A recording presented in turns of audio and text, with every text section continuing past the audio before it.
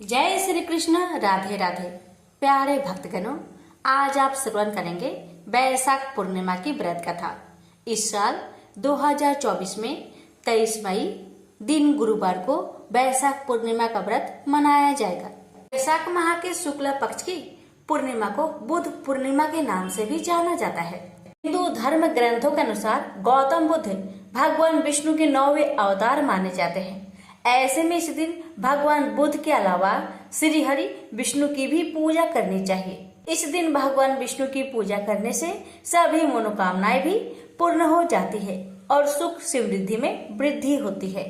वैशाख पूर्णिमा पर प्रातःकाल सूर्योदय से पहले उठकर किसी पवित्र नदी, कुआं, जलाशय या बावड़ी में स्नान करें। स्नान के बाद सूर्य मंत्र का जप करते हुए सूर्य देव को अर्घ्य दें। स्नान करने के बाद व्रत का संकल्प ले और भगवान विष्णु का पूजन करें। इस पूर्णिमा पर धर्मराज के निमित्त जल से भरा हुआ कलश और पकवान देने से गौदान के तुल्य फल की प्राप्ति होती है। 5 या 7 ब्राह्मणों को शक्कर के साथ तिल का दान करने से पापों का नाश होता है। इस पूर्णिमा पर तिल के तेल का दीपक जलाए, साथ ही तिलों का तर्पण करें। इस दिन व्रत के दौरान एक समय ही भोजन का सेवन करें। एक पौराणिक कथा के अनुसार जब सुदामा जी कान्हा से मिलने द्वारिका पहुंचे थे, तब श्री कृष्ण जी ने उन्हें वैशाख पूर्णिमा का महत्व बताया था। कहा जाता है कि इस व्रत को करने से सुदामा जी की दरिद्रता और दुख दूर हो गए थे। इसके साथ ही वैशाख पूर्णिमा का महत्व और अधिक बढ़ गया। श्री सत्यनारायण भगवान की व्रत कथा।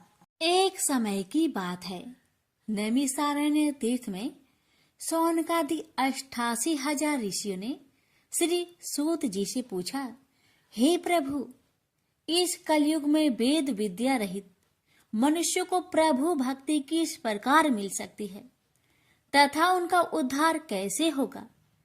हे मुनि श्रेष्ठ, कोई ऐसा तप बताइए जिससे थोड़े समय में ही पुण्य मिले और मनोवांछित फल भी मिल जाए। इस प्रकार की कथा सुनने की हम इच्छा रखते हैं।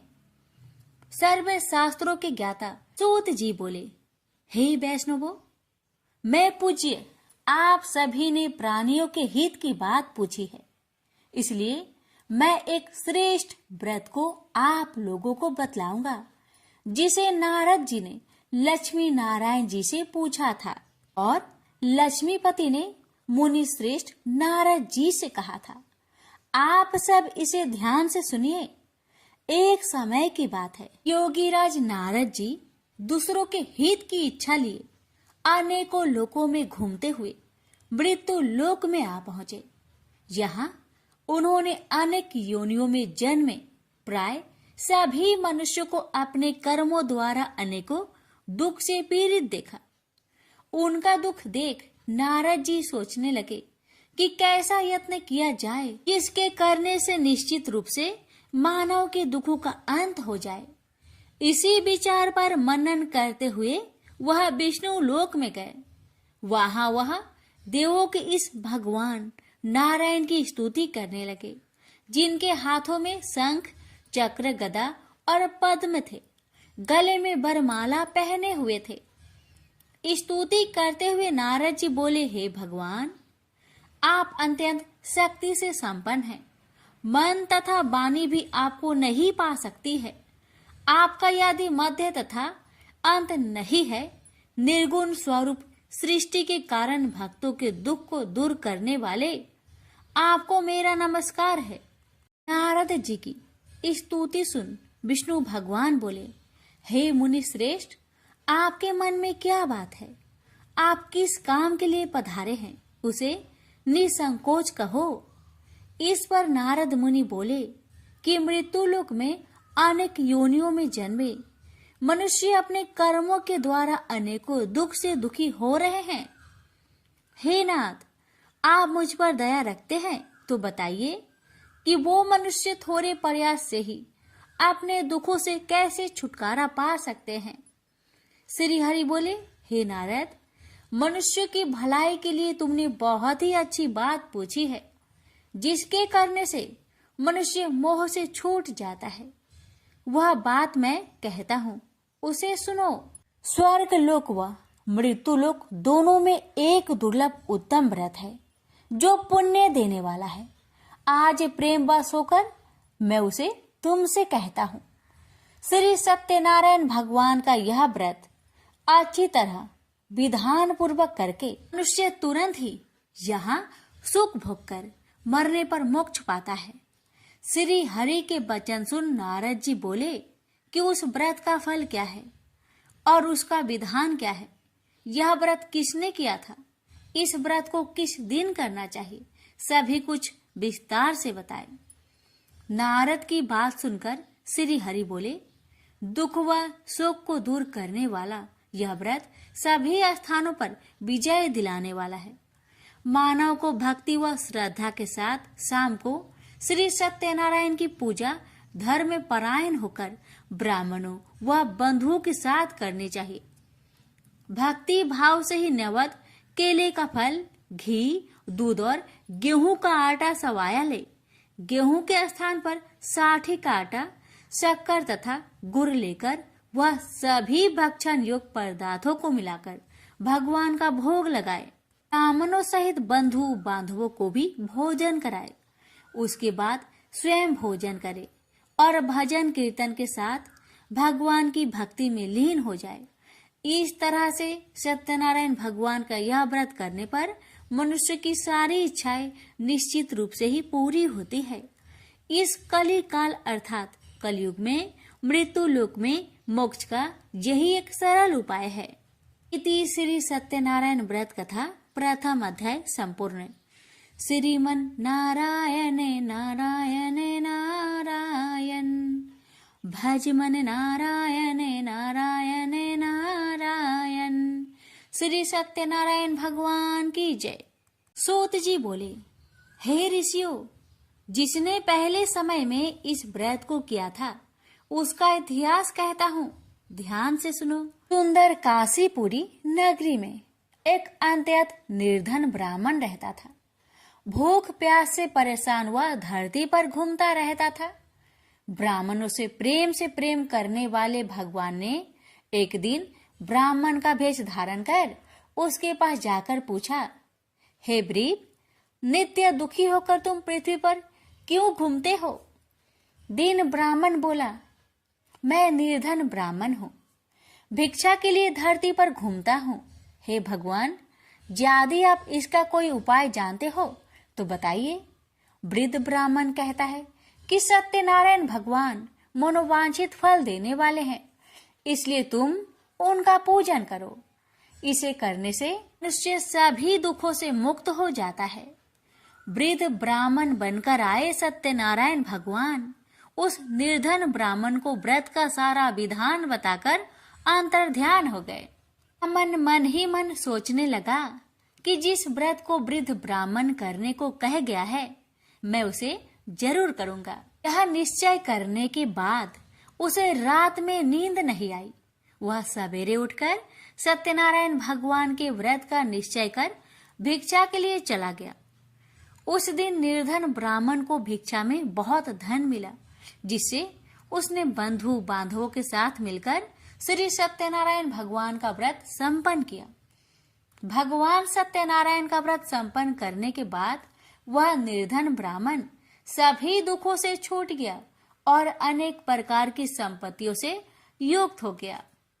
उसी समय से यह ब्राह्मण हर माह इस व्रत को करने लगा। इस तरह से सत्यनारायण भगवान के व्रत को जो भी मनुष्य करेगा वह सभी प्रकार के पापों से छूटकर मोक्ष को प्राप्त होगा। जो मनुष्य इस व्रत को करेगा वह भी सभी दुखों से मुक्त हो जाएगा। सूत जी बोले कि इस तरह से नारद जी से नारायण जी का कहा हुआ श्री सत्यनारायण व्रत को मैंने तुमसे कहा। हे ब्रीपो, मैं अब और क्या कहूँ? ऋषि बोले, हे मुनिवर, संसार में उस ब्रीप से सुनकर और किस किस ने इस व्रत को किया, हम सब इस बात को सुनना चाहते हैं। इसके लिए हमारे मन में श्रद्धा का भाव है। सूत जी बोले, हे मुनियों, जिसने इस व्रत को किया है वह सब सुनो। एक समय वही ब्रीप धन व ऐश्वर्य के अनुसार अपने बंधु बांधवों के साथ इस व्रत को करने को तैयार हुआ। उसी समय एक लकड़ी बेचने वाला बूढ़ा आदमी आया और लकड़ियां बाहर रखकर अंदर ब्राह्मण के घर में गया। प्यास से दुखी वह लकड़हारा उनको व्रत करते देख ब्रीप को नमस्कार कर पूछने लगा कि आप यह क्या कर रहे हैं तथा इसे करने से क्या फल मिलेगा, कृपया मुझे भी बताइए। ब्राह्मण ने कहा कि सब मनोकामनाओं को पूरा करने वाला यह सत्यनारायण भगवान का व्रत है। इनकी कृपा से ही मेरे घर में धन्य धान्य आदि की वृद्धि हुई है। ब्रीप से सत्यनारायण व्रत के कथा के बारे में जानकर लकड़हारा बहुत प्रसन्न हुआ। चरणामृत लेकर वह प्रसाद खाने के बाद वह अपने घर गया। लकड़हारे ने अपने मन में संकल्प किया कि आज लकड़ी बेचने से जो धन मिलेगा उसी से श्री सत्यनारायण भगवान का उत्तम व्रत करूंगा। मन में इस विचार को ले बूढ़ा आदमी सिर पर लकड़ियां रख उस नगर में बेचने गया जहां धनी लोग ज्यादा रहते थे। उस नगर में उसे अपनी लकड़ियों का दाम पहले से 4 गुना अधिक मिलता है। बूढ़ा प्रसन्नता के साथ दाम लेकर केले, शक्कर, घी, दूध, दही और गेहूं का आटा ले और सत्यनारायण भगवान की व्रत की अन्य सामग्रियां लेकर अपने घर गया। वहां उसने अपने बंधु बांधवों को बुलाकर विधि विधान से सत्यनारायण भगवान का पूजन और व्रत किया। इस व्रत के प्रभाव से वह बूढ़ा लकड़हारा धन पुत्र आदि से युक्त होकर संसार के समस्त सुख भोग अंत काल में बैकुंठ धाम को चला गया। इति श्री सत्यनारायण व्रत कथा 2 अध्याय संपूर्ण। श्रीमन नारायण नारायण नारायण भज मन नारायण नारायण नारायण। श्री सत्यनारायण भगवान की जय। पूत जी बोले, हे श्रेष्ठ मुनियों, अब आगे की कथा कहता हूँ। पहले समय में उल्कामुख नाम का एक बुद्धिमान राजा था। वह सत्य वक्ता और जितेंद्रिय था। प्रतिदिन देव स्थानों पर जाता और निर्धनों को धन देकर उनके कष्ट दूर करता था। उसकी पत्नी कमल के समान मुख वाली तथा सती साध्वी थी। भद्रशिला नदी के तट पर उन दोनों ने श्री सत्यनारायण भगवान का व्रत किया। उसी समय साधु नाम का एक वैश्य आया। उसके पास व्यापार करने के लिए बहुत सा धन भी था। राजा को व्रत करते देखकर वह विनय के साथ पूछने लगा, हे राजन, भक्ति भाव से पूर्ण होकर आप यह क्या कर रहे हैं? मैं सुनने की इच्छा रखता हूँ, तो आप मुझे बताए। राजा बोले, हे साधु, अपने बंधु बांधवों के साथ पुत्र आदि की प्राप्ति के लिए एक महाशक्तिमान श्री सत्यनारायण भगवान का व्रत व पूजन कर रहा हूँ। राजा के वचन सुन साधु आदर से बोला, हे राजन, मुझे इस व्रत का सारा विधान कहिए। आपके कथा अनुसार मैं भी इस व्रत को करूंगा। मेरी भी संतान नहीं है और इस व्रत को करने से निश्चित रूप से मुझे संतान की प्राप्ति होगी। राजा से व्रत का सारा विधान सुनकर व्यापार से निवृत्त हो वह अपने घर गया। साधु वैश्य ने अपनी पत्नी को संतान देने वाले इस व्रत का वर्णन कह सुनाया और कहा कि जब मेरी संतान होगी तब मैं इस व्रत को करूंगा। साधु ने इस तरह के वचन अपनी पत्नी लीलावती से कहे। एक दिन लीलावती पति के साथ आनंदित हो सांसारिक धर्म में प्रवृत्त होकर सत्यनारायण भगवान की कृपा से गर्भवती हो गई। 10वें महीने में उसके गर्भ से एक सुंदर कन्या ने जन्म लिया। दिनों दिन वह ऐसे बढ़ने लगी जैसे कि शुक्ला पक्ष का चंद्रमा बढ़ता है। माता पिता ने अपनी कन्या का नाम कलावती रखा। एक दिन लीलावती ने मीठे शब्दों में अपने पति को याद दिलाया कि आपने सत्यनारायण भगवान के जिस व्रत को करने का संकल्प किया था उसे करने का समय आ गया है, आप इस व्रत को करिए। साधु बोला कि हे प्रिय, इस व्रत को मैं उसके विवाह पर करूंगा। इस प्रकार अपनी पत्नी को अवशासन देकर वह नगर को चला गया। कलावती पिता के घर में रह वृद्धि को प्राप्त हो गई। साधु ने एक बार नगर में अपनी कन्या को सखियों के साथ देखा तो तुरंत ही दूत को बुलवाया और कहा कि मेरी कन्या की योग वर देखकर आओ। साधु की बात सुनकर दूत कंचन नगर में पहुंचा और वहां देखभाल कर लड़की के सुयोग बनिक पुत्र को ले आया। सुयोग लड़के को देख साधु ने बंधु बांधवों को बुलाकर अपनी पुत्री का विवाह कर दिया। लेकिन दुर्भाग्य की बात ये कि साधु ने अभी भी श्री सत्यनारायण भगवान का व्रत नहीं किया। इस पर श्री भगवान क्रोधित हो गए और श्राप दिया कि साधु को अत्यधिक दुख मिले। अपने कार्य में कुशल साधु बनिया जमाई को लेकर समुद्र के पास स्थित होकर रत्नासारपुर नगर में गया। वहां जाकर दामाद ससुर दोनों मिलकर चंद्रकेतु राजा के नगर में व्यापार करने लगे। एक दिन भगवान सत्यनारायण की माया से एक चोर राजा का धन चुराकर भाग रहा था। उसने राजा के सिपाहियों को अपना पीछा करते देख चुराया हुआ धन वहां रख दिया जहां साधु अपने जामाई के साथ ठहरा हुआ था। राजा के सिपाहियों ने साधु वैश्या के पास राजा का धन पड़ा देखा तो वह ससुर जामाई दोनों को बांधकर प्रसन्नता से राजा के पास ले गए और कहा कि उन दोनों चोरों को हम पकड़ लाए हैं, आप आगे की कार्रवाई की आज्ञा दे। राजा की आज्ञा से उन दोनों को कठिन कारावास में डाल दिया गया और उनका सारा धन भी उनसे छीन लिया गया। श्री सत्यनारायण भगवान के श्राप से साधु की पत्नी भी बहुत दुखी हुई। घर में जो धन रखा था उसे चोर चुरा ले गए। शारीरिक तथा मानसिक पीड़ा व भूख प्यास से अति दुखी हो अन्न की चिंता में कालावती के ब्राह्मण के घर गई। वहां उसने श्री सत्यनारायण भगवान का व्रत होते देखा। फिर कथा भी सुनी। वह प्रसाद ग्रहण कर वह रात को घर वापस आई। माता ने कलावती से पूछा कि हे पुत्री, अब तक तुम कहाँ थी, तेरे मन में क्या है? कलावती ने अपने माता से कहा, हे माता, मैंने एक ब्राह्मण के घर में श्री सत्यनारायण भगवान का व्रत देखा है। कन्या के वचन सुन लीलावती भगवान की पूजन की तैयारी करने लगी। लीलावती ने परिवार व बंधुओं सहित सत्यनारायण भगवान का पूजन किया और उनसे वर मांगा कि मेरे पति तथा जमाई शीघ्र घर आ जाए। साथ ही यह भी प्रार्थना की कि हम सबका अपराध क्षमा करें। श्री सत्यनारायण भगवान इस व्रत से संतुष्ट हो गए और राजा चंद्रकेतु को सपने में दर्शन दे कहा कि हे राजन, तुम उन दोनों वेश्या को छोड़ दो और तुमने उनका जो धन लिया है उसे वापस कर दो। अगर ऐसा नहीं किया तो मैं तुम्हारा धन, राज्य व संतान सभी को नष्ट कर दूंगा। राजा को यह सब कहकर वह अंतर्ध्यान हो गए। अतः काल सभा में राजा ने अपना सपना सुनाया। फिर बोले कि बानिक पुत्र को कैद से मुक्त कर सभा में लाओ। दोनों ने आते ही राजा को प्रणाम किया।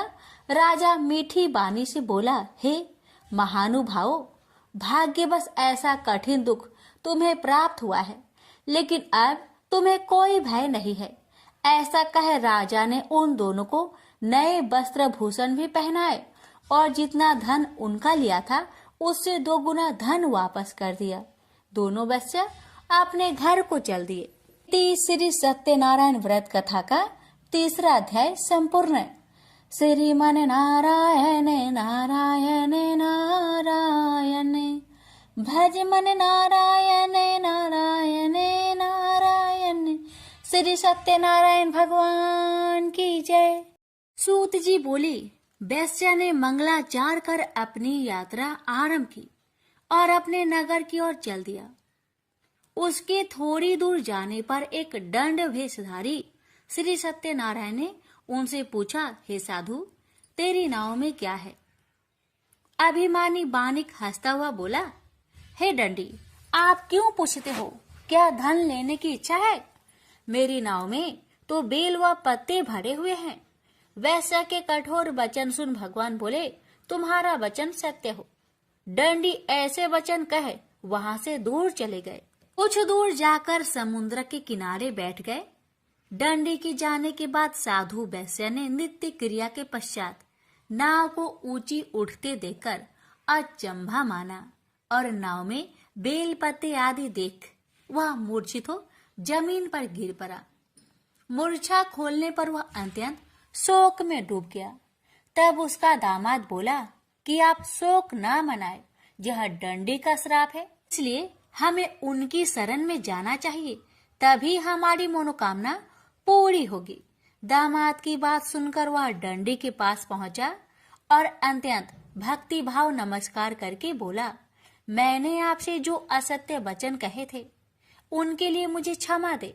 ऐसा कहकर महान शोकातुर हो रोने लगा। डंडी भगवान बोले, हे बानिक पुत्र, मेरी आज्ञा से बार बार तुम्हें दुख प्राप्त हुआ है, तू मेरी पूजा से विमुख हुआ। साधु बोला, हे भगवान, आपकी माया से ब्रह्मा आदि देवता भी आपके रूप को नहीं जानते, तब मैं अज्ञानी कैसे जान सकता हूँ? आप प्रसन्न होइए, अब मैं सामर्थ्य के अनुसार आपकी पूजा करूंगा। मेरी रक्षा करो और पहले के समान नौका में धन भर दो। साधु वैश्य के भक्ति पूर्वक वचन सुनकर भगवान प्रसन्न हो गए और उसकी इच्छा अनुसार वरदान देकर अंतर ध्यान हो गए। ससुर जमाई जब नाव पर आए तो नाव धन से भरी हुई थी। फिर वही अपने अन्य साथियों के साथ सत्यनारायण भगवान का पूजन कर अपने नगर को चल दिए। जब नगर के नजदीक पहुंचे तो दूत को घर पर खबर करने के लिए भेज दिया। दूत साधु की पत्नी को प्रणाम कर कहता है कि मालिक अपने दामाद सहित नगर के निकट आ गए हैं। दूत की बात सुन साधु की पत्नी लीलावती ने बड़े हर्ष के साथ सत्यनारायण भगवान का पूजन कर अपनी पुत्री कलावती से कहा कि मैं अपने पति के दर्शन को जाती हूँ, तू कार्य पूर्ण कर शीघ्र आ जाना। माता के ऐसे वचन सुन कलावती जल्दी में प्रसाद छोड़ अपने पति के पास चली गई। प्रसाद की अवज्ञा के कारण श्री सत्यनारायण भगवान रुष्ट हो गए और नाव सहित उसके पति को पानी में डुबो दिए। कलावती अपने पति को वहां ना पाकर रोती हुई जमीन पर गिर गई। नौका को डूबा हुआ देख वह कन्या को रोता देख साधु दुखी होकर बोला कि हे प्रभु, मुझसे तथा मेरे परिवार से जो भूल हुई है उसे क्षमा करे।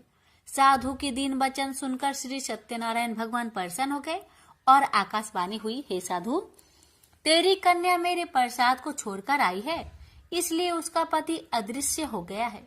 यदि वह घर जाकर प्रसाद खाकर लौटती है तो इसे उसका पति अवश्य मिलेगा। ऐसी आकाशवाणी सुन कलावती घर पहुंचकर प्रसाद खाती है और फिर आकर अपने पति के दर्शन करती है। उसके बाद साधु अपने बंधु बांधवों सहित श्री सत्यनारायण भगवान का विधि विधान से पूजन करता है। इस लोक का सुख भोग वह अंत में स्वर्ग जाता है। इति श्री सत्यनारायण व्रत कथा चतुर्थ अध्याय संपूर्ण। श्रीमन नारायणे नारायणे नारायणे भज मन नारायणे नारायणे नारायण। श्री सत्यनारायण भगवान की जय। श्री सूत जी बोले, हे ऋषियों, मैं और भी एक कथा सुनाता हूँ, उसे भी ध्यान पूर्वक सुनो। प्रजा पालन में लीन तुंगध्वज नाम का एक राजा था। उसने भी भगवान का प्रसाद त्याग कर बहुत ही दुख प्राप्त किया। एक बार वन में जाकर वन्य पशुओं को मारकर वह बर के पेड़ के नीचे आया। वहां उसने ग्वालों को भक्ति भाव से अपने बंधुओं सहित सत्यनारायण भगवान का पूजन करते देखा।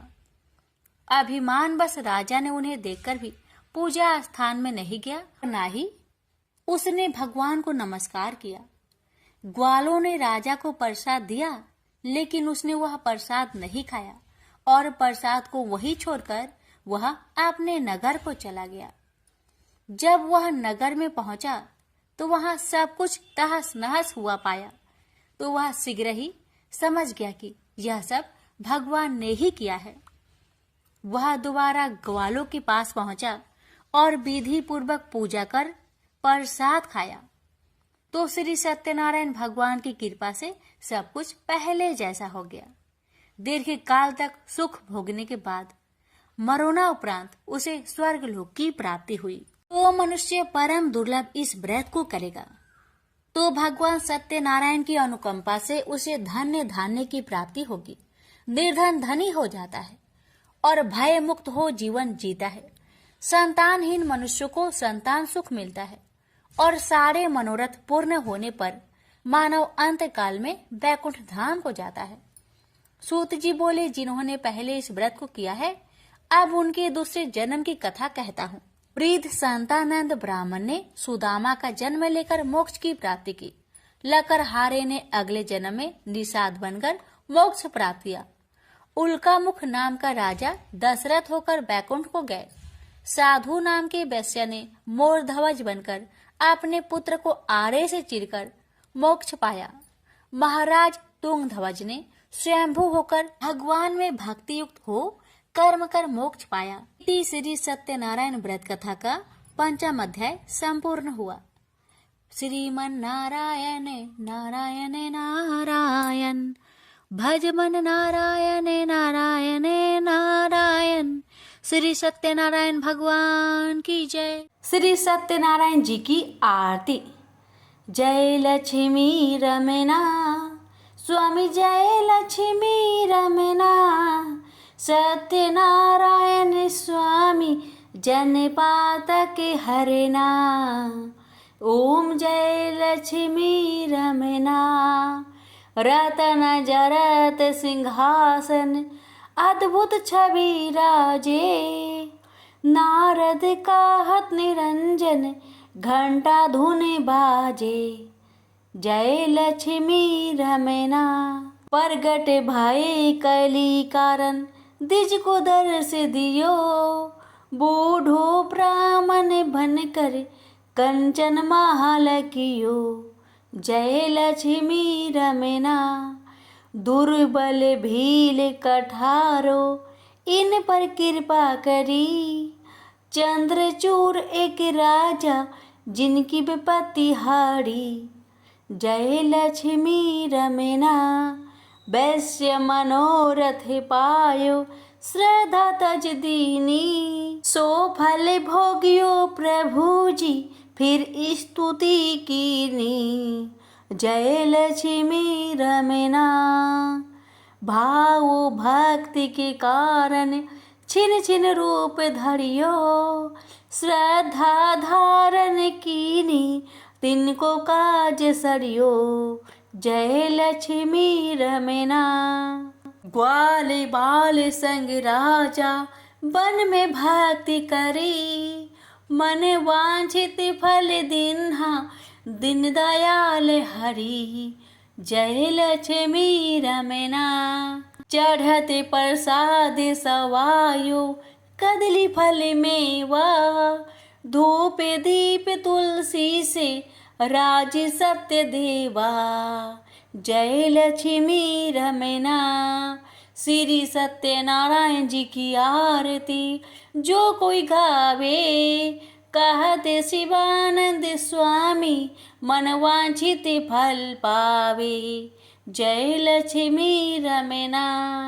प्रेम से बोलिए सत्यनारायण भगवान की जय।